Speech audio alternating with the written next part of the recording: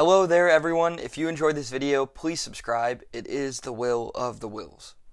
So, how could the ruthless Kylo Ren possibly be a representation of Jesus Christ in a story about alien people and laser swords, you may ask? Well, to answer that question, first we must dive into how the Star Wars saga holistically illustrates Christian faith. The first 6 Star Wars films are essentially the stories of the rise, fall, and redemption of Anakin Skywalker. Anakin's life started with much promise. He was the chosen one, heralded to bring peace and order to the galaxy far, far away. But as he grew older, he allowed fear to creep into his life, along with his cousin sins, doubt, greed, and anger. Under the influence of a powerful dark force, Anakin turned away from the righteous path. He encased his humanity in a machine and became an instrument of evil. Yet, his humanity and sense of righteousness remained inside, dormant until kindled by the love of his own son.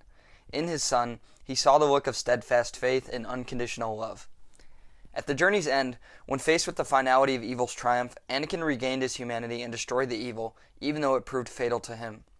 But with his sacrifice, he fulfilled his destiny, succeeding to bring peace and order to the galaxy, a righteous cause worth dying for. And speaking of dying for causes, no one has greater love than this, to lay down one's life for one's friends. This quote is one of the final teachings Jesus delivers to his disciples before his death on the cross. Sacrifices are witnessed throughout the Star Wars saga. They're an elemental facet in the story. For example, in the first movie, or the 4th episode depending on how you want to line up the chronology, Obi-Wan Kenobi sacrifices his life to allow the escape of his friends. The sacrifice of his terrestrial body allows him to communicate spiritually through the Force to Luke Skywalker. Obi-Wan becomes an analogy of the Holy Spirit, offering counsel, prompts, and courage. Actually, all of Star Wars is centric around an unseeable supernatural force. Sound familiar? There's a powerful scene in The Force Awakens in which Han Solo confronts his son Ben. Han offers himself to Ben, saying he would do anything to help his son out of a dire situation he has fallen into, that being a tortured soul corrupted into darkness. Ben takes full advantage of his dad's offer, momentarily alleviating some of the internal conflict by straight up murdering him. This situation is not yet fully resolved, though one gets a hunch that Han's sacrifice will somehow lead to a form of redemption for Ben. Even in Rogue One, the entire plot leads up to a squad of people, including Jyn Erso, sacrificing themselves for the good of the galaxy.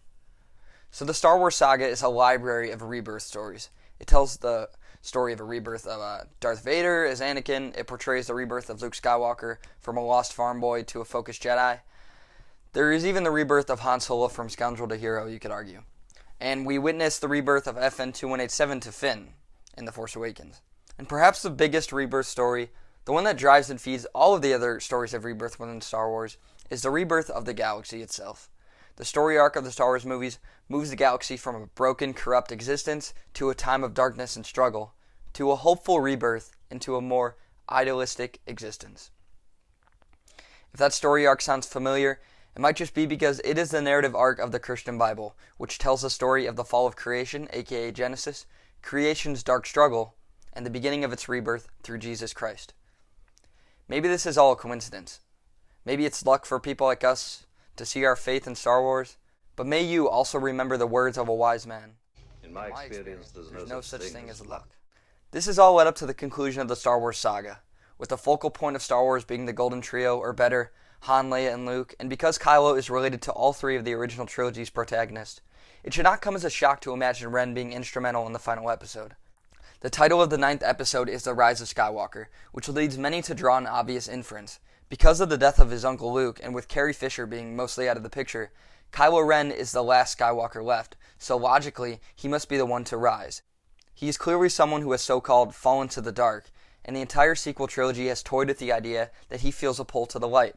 Although he has not redeemed himself, there is a plausible reason to believe Ben Solo will rise again. Excluding Palpatine, maybe Darth Maul, the embodiment of outright evil, Lucasfilm seldom allows a character to fully succumb to the dark side without resurrection. Unless Disney does a piss-poor job formulating the resolution to episodes 7 and 8, I refuse to believe that there is an outcome where Kylo Ren, the son of the beloved Han and Leia, does not atone for his sins by returning to the light side. Kylo Ren has demonstrated a belief that Vader was the source appealing to him, causing him to ultimately fall victim to the dark side of the Force.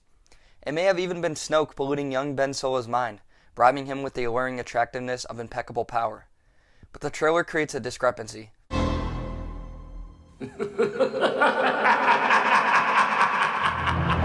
Palpatine is likely still alive in some form, and perhaps he was behind the manipulation of Ben Solo the entire time. That is why Luke acted so irrationally when he looked inside his nephew's mind. He envisioned the malice only Palpatine could instigate. How typical of Palpatine to abuse the Skywalker's inherent power. If Palpatine regains power over the galaxy, it would be an even more justified motive for Kylo Ren to rise up. He would be directly countering the oppressor that once exploited him. I think Palpatine merely used Kylo to destroy the rebels and to stir up an imbalance in the galaxy, while he patiently waited to take full control. Rising is biblically connotated because of Corinthians 15:4, the rise of Jesus Christ. It said, that he was buried, that he rose again on the third day according to the scriptures. Quote-unquote Skywalker will be rising this December. Ben Solo's arc will be biblically subliminal, just like most occurrences in Star Wars are, for he too will rise in the third, not day, but film. The Return of the Jedi saw the redemption of Vader. Now, the rise of Skywalker will see the redemption of the second coming of Vader. Kylo Ren's very lightsaber is the first in Star Wars cinematic history to resemble the shape of the cross.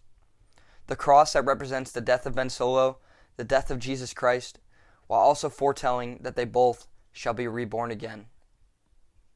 Thanks for watching. We'll see you guys next time.